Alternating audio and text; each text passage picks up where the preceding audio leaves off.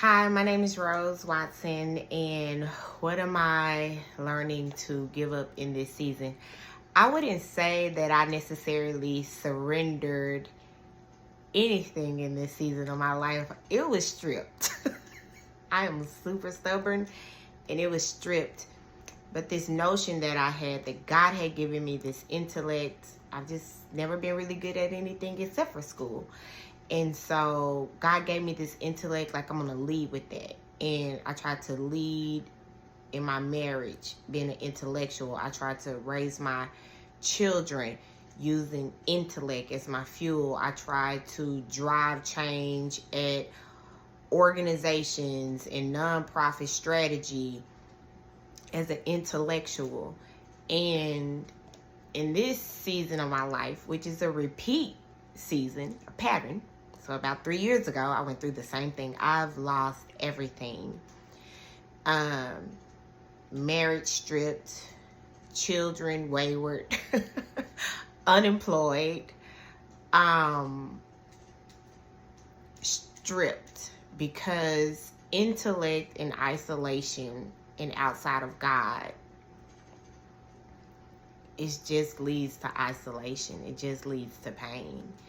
And so I'm learning that intellect comes from God, but it is not a replacement for God. And so I'm embracing that while God has given me these gifts, and He's given me these children, and He's given me these faculties and competencies and credentials, it was never to replace Him. It's always supposed to be used with, through, and because of Him. Like, I can't forgive people as an intellectual. Like, it's not logical to forgive someone who cheats you or abuses you or physically abuses your children. Like, that's not logical. I can't be kind to people that's not kind to me. It's not logical. And I'm finding that in this season of my life, I have to